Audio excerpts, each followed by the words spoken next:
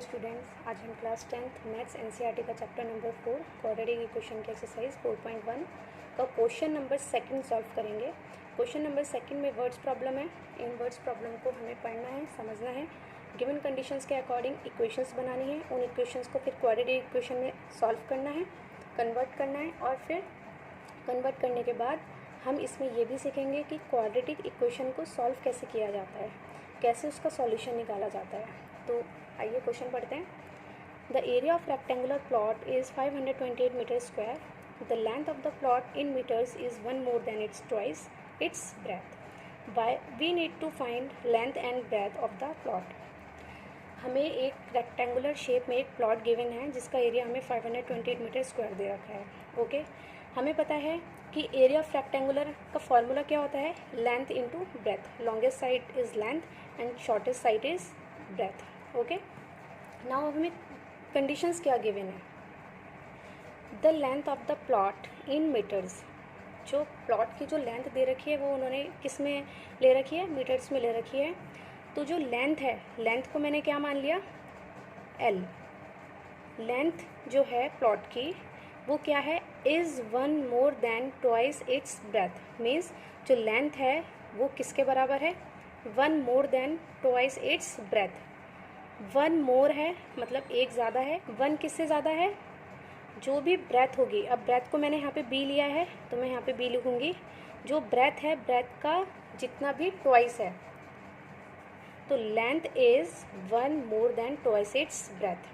मतलब ब्रेथ का ट्वाइस करके उसमें हम 1 प्लस कर देंगे तो वो किसके इक्वल आ जाएगा, लेंथ के इक्वल आ जाएगा। ये कंडीशन से हमने एक इक्वेशन बना ली। इसको हम लिख सकते हैं इक्वेशन नंबर 1। ओके, और दूसरी इक्वेशन हमारे पास क्या है, एरिया ऑफ रेक्टेंगल कितना है,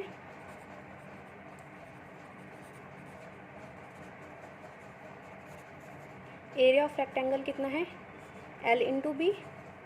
ठीक है, यहाँ पे लेंथ को मैंने एल लिया है, ब्रेथ को बी लिया है। ये हो गई हमारे पास सेकंड इक्वेशन। अब एरिया ऑफ रेक्टेंगुलर गिवन कितना है, क्वेश्चन में कितना गिवन है, 528 मीटर स्क्वायर गिवन है।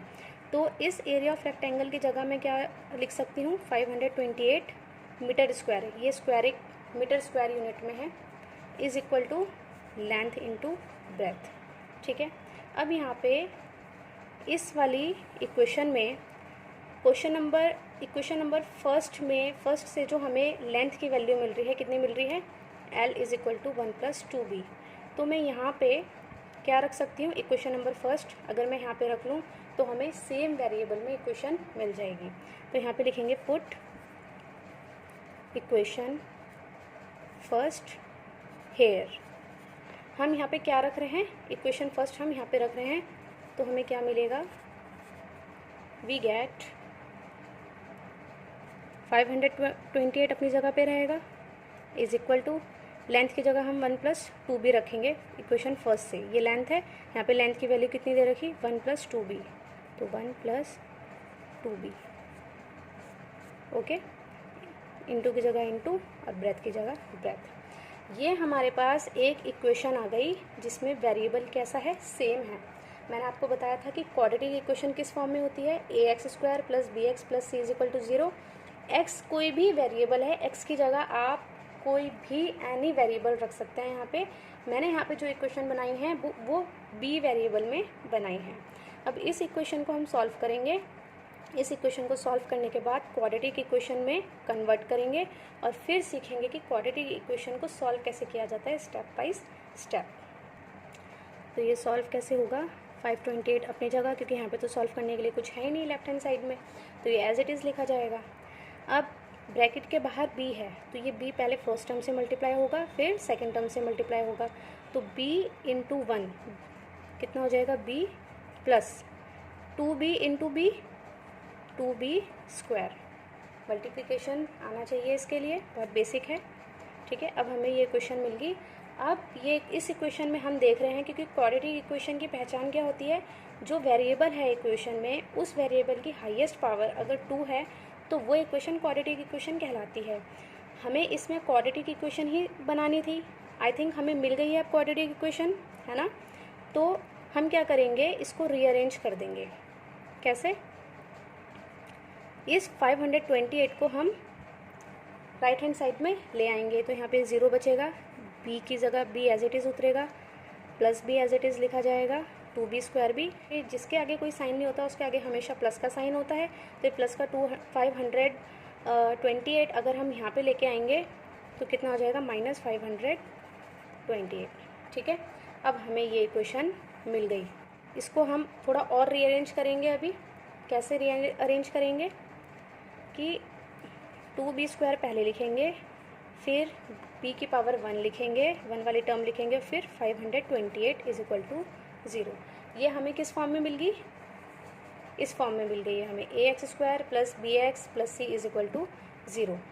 तो 2b² + b - 528 = 0। अब हमारे पास इक्वेशन क्या बनी है, 2b² + b - 528 = 0। ये एक क्वाड्रेटिक इक्वेशन है क्योंकि यहाँ पे जो वेरिएबल b है उसकी हाईएस्ट पावर 2 है। अब हम ये सीखेंगे कि क्वाड्रेटिक इक्वेशन को सॉल्व कैसे किया जाता है। तो मैं स्टेप फर्स्ट बताती हूँ आपको, बहुत इजी है। फर्स्ट टर्म का जो कॉफिशिएंट है और जो कांस्टेंट टर्म है उसको मल्टीप्लाई करते हैं। तो यहाँ पे फर्स्ट टर्म का कॉफिशिएंट क्या है, 2, इसको मल्टीप्लाई करेंगे किससे, 528 से। तो इसको मल्टीप्लाई करने के बाद क्या आएगा, 1056। फर्स्ट टर्म के कॉफिशिएंट को और कांस्टेंट टर्म को मल्टीप्लाई करा, किन दोनों को मल्टीप्लाई करा, इसको और इसको। फर्स्ट टर्म के जो कॉफिशिएंट है 2 और जो कांस्टेंट टर्म में कितना है 528 को मल्टीप्लाई किया। अब सेकंड स्टेप में क्या करें, इसका आप एलसीएम लेंगे, मतलब इसके फैक्टर्स निकालेंगे। एलसीएम लेके आप कर सकते हैं, ठीक है, सबसे ईजिएस्ट वे है। सो 2 5 = 10, 2 2 = 4, 2 8 = 16, 2 2 = 4, 2 6 = 12, 2 4 = 8, 2 1 = 2 3 = 6, 2 2 = 4, 2 6 = 12, 2 6 = 12, 2 3 = 6, 2 3 = 6 और 33 1 = 33। ठीक है, एलसीएम आप सभी को लेना आता होगा, सबसे इजी तरीका है। अब हम क्या करेंगे कि ये जो हमें फैक्टर्स मिले, क्या मिले हमें फैक्टर्स, 2 × 2 × 2 × 2 × 33। फर्स्ट टर्म और कांस्टेंट टर्म की मल्टीप्लाई कराने के बाद जो हमें फैक्टर्स मिले हैं, इन फैक्टर्स को कुछ इस तरह से हमें रीअरेंज करना है और प्लस या माइनस करना है कि हमें जो बीच वाली टर्म होती है उसका कॉफिशिएंट मिले। बीच वाली टर्म का कॉफिशिएंट क्या है, देखो इसका कॉफिशिएंट क्या है, 2, जो b² का कॉफिशिएंट है 2 है, b का कॉफिशिएंट क्या है, प्लस का 1, और कांस्टेंट टर्म हमारी क्या है, माइनस का 528। ठीक है, तो हमने जो फर्स्ट और लास्ट टर्म को मल्टीप्लाई कराया, उसका एलसीएम लिया, उसके जो फैक्टर्स आए, इन फैक्टर्स से हमें 2 ऐसे नंबर चुनने हैं जिनको प्लस या माइनस करके क्या आए हमारे पास, प्लस का 1 आए। तो कैसे, देखो यहाँ पे क्लियरली दिख रहा है, 2 2 = 4, 4 2 = 8, 8 2 = 16 और 16 2 = 32। तो इनको मल्टीप्लाई करके क्या बन रहा है, 32, और दूसरा फैक्टर हमारे पास क्या है, 33। 32 और 33 दो ऐसे नंबर हैं हमारे पास कि अगर मैं 33 में से 32 माइनस कर दूं तो हमें क्या मिलेगा, प्लस का 1। यहाँ पे साइन का भी बहुत ध्यान रखना है क्योंकि हमें प्लस का 1 चाहिए। अगर हमें माइनस का 1 चाहिए होता तो हम क्या करते, माइनस का 33 लेते और प्लस का 32 लेते, तो हमें माइनस का 1 मिलता। बट हमें यहाँ पे क्या चाहिए, हमें यहाँ पे प्लस का 1 चाहिए। सो हमने क्या लिया, प्लस का 33 और माइनस का 32। इसी के फैक्टर से हमने क्या लेने हैं, 2 ऐसे नंबर लेने हैं जिसको प्लस या माइनस करके क्या है हमारे पास मिडिल वाली टर्म का कोफिशिएंट आ जाए। यहाँ पर हमने प्लस का 1 क्यों लिया, क्योंकि जिस भी वेरिएबल के आगे अगर कोई नंबर नहीं होता है तो उसके आगे हमेशा 1 होता है। यहाँ पे प्लस का साइन लगा है, इसलिए हमने कोफिशिएंट प्लस का 1 लिया है। तो अब हमें 2 फैक्टर्स मिल गए, एक मिल गया प्लस का 33, एक मिल गया माइनस का 32। ठीक है, अब हम इस इक्वेशन में कैसे पुट करेंगे इसे, फर्स्ट टर्म को एज इट इज़ लिखेंगे 2b²। अब जो ये प्लस का है, प्लस का 1 है, यहाँ पे क्या है, प्लस का 1। इस प्लस के 1 की जगह हम क्या लिखेंगे हम प्लस का 33 और माइनस का 32। फिर b इस पूरे ब्रैकेट के बाहर आ जाएगा मल्टीप्लाई में, -528। 28 इज इक्वल टू 0। ओके, अब हम क्या करेंगे, 2b² एज इट इज़ लिखा रहेगा। अब ये b पहले फर्स्ट टर्म से मल्टीप्लाई करेगा ब्रैकेट की और फिर सेकेंड टर्म से मल्टीप्लाई करेगा, तो b इंटू 33b, क्योंकि बाहर यहाँ पे प्लस है, plus into plus plus, plus into minus minus, ठीक है। अब b किससे मल्टीप्लाई करेगा, 32 से, तो b into 32 b minus 528 is equal to 0। मैं आपको यहाँ पे बहुत बेसिक स्टेप्स बता के चल रही हूँ ताकि आपको किसी भी कैलकुलेशन में या कुछ चीज़ समझने में कोई भी प्रॉब्लम ना हो।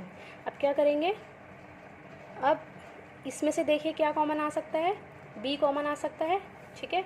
और इसमें से क्या कॉमन आ सकता है, इसमें से -16 कॉमन आएगा। कैसे, देखो ये फर्स्ट टर्म है, ये सेकंड टर्म है, इसमें से हमारे पास नंबर में तो कोई कॉमन नहीं आ रहा है, यहाँ पे 2 है, यहाँ पे 33 है, सो हम वेरिएबल में से कॉमन ले लेते हैं, b कॉमन ले लेते हैं, तो यहाँ पे क्या बनेगा 2b। इस फर्स्ट टर्म में से हमने b को डिवाइड कर दिया, कॉमन लेने का मतलब है इसको डिवाइड कर दो b से, ठीक है, तो 2b प्लस 33। सिमिलरली अब इन दो टर्म्स में देखो क्या कॉमन आ रहा है, हमें आगे की दो टर्म्स और पीछे की दो टर्म्स में से हमेशा कॉमन लेने ही होते हैं। ये इस क्वाड्रेटिक इक्वेशन को सॉल्व करने का थर्ड स्टेप है। क्या है, थर्ड स्टेप है कि कॉमन लेना है हमें। ओके, यहाँ पे देखो साइन में क्या कॉमन आ रहा है, माइनस, ठीक है, और नंबर में क्या कॉमन आ रहा है, जब आप कैलकुलेशन करोगे, ठीक है, इसके फैक्टर्स, वैसे आप इसके फैक्टर्स से ही पता लगा सकते हो, तो मैं ज़्यादा डीप नहीं जा रही हूँ। यहाँ पे आएगा -16 कॉमन, क्योंकि वेरिएबल में तो कुछ कॉमन है ही नहीं, सो वेरिएबल हम कॉमन ले ही नहीं सकते। ऐसी चीज़ हम कॉमन लेते हैं जो चीज़ दोनों में से निकल जाए, मतलब दोनों में से डिवाइड हो जाए या दोनों को डिवाइड कर दे। तो ये कितना हो जाएगा 2b, ठीक है, क्योंकि minus into minus plus, minus से माइनस कैंसिल हो गया, 16 2 ज़ा 32 और b एज इट इज़ रहा। अब माइनस से माइनस कैंसिल हुआ, कितना आ गया प्लस, और 16 ने 528 को डिवाइड किया तो कितना आएगा 33 इज इक्वल टू 0। इतना क्लियर है। अब हमारा जो फोर्थ स्टेप है, वो फोर्थ स्टेप ये है कि जो चीज़ हमने कॉमन ली, कॉमन लेने के बाद हम ये देखेंगे कि इस वाली टर्म में और इस वाली टर्म में एक ब्रैकेट सेम कॉमन बन रहा है। क्या है, 2b प्लस 33, और इधर भी है 2b प्लस 33, ठीक है। अब यहाँ पे हमारे पास पहली टर्म ये बन गई और दूसरी टर्म ये बन गई, तो इन दोनों टर्म्स में से हम क्या कॉमन ले सकते हैं, 2b प्लस 33 कॉमन ले सकते हैं। और जब इस पूरे में से हमने 2b प्लस 33 कॉमन ले लिया तो हमारे पास क्या बचा, सेकंड ब्रैकेट में b माइनस 16। कैसे, देखो 2b 33 कॉमन लेने का मतलब है कि इस पूरी इक्वेशन में से हमने 2b प्लस 33 को क्या कर दिया, डिवाइड कर दिया। तो जब 2b प्लस 33 को यहाँ पे नीचे अपॉन में डिवाइड करेंगे तो 2b प्लस 33 से 2b प्लस 33 कैंसिल हो जाएगा और इस वाले टर्म में सिर्फ क्या बचेगा b, तो इसलिए यहाँ पे क्या आया b। सिमिलरली 2b प्लस 33 को अगर यहाँ पे रख के हम डिवाइड करेंगे तो क्या होगा, 2b प्लस 33 से 2b प्लस 33 पूरा ब्रैकेट कैंसिल और क्या बचेगा माइनस का 16, तो यहाँ पे क्या बचा माइनस का 16। क्लियर है। अब क्या करेंगे, अब हमारे पास ये दो ब्रैकेट आ गए, ठीक है। अब 2b प्लस 33 को एक बार 0 के इक्वल रखेंगे, फिर b माइनस 16 को 0 के इक्वल रखेंगे, तो क्या होगा, ये हमारा फिफ्थ स्टेप है कि 2b plus 33 is equal to 0 और b minus 16 is equal to 0। तो क्या होगा, b is equal to minus 33 upon b, sorry 2, b is equal to minus 33 upon 2 और b is equal to plus 16, because ये minus का 16 यहाँ जाके plus 16 बन गया। अब b क्या थी हमारी, b थी हमारी ब्रेथ, तो ब्रेथ कितनी आई हमारे पास, माइनस में तो कभी आ ही नहीं सकती, कोई भी लेंथ कोई भी अगर हम मेजरमेंट करते हैं तो माइनस में कभी नहीं आ सकता, तो इसलिए हम क्या लेंगे, प्लस वाली वैल्यू लेंगे। तो ब्रेथ हमारी कितनी आ गई, प्लस की 16। और ब्रेथ किस में लेने के लिए बोला था उन्होंने, लेंथ और ब्रेथ हमें किस यूनिट में लेना है, मीटर में लेना है।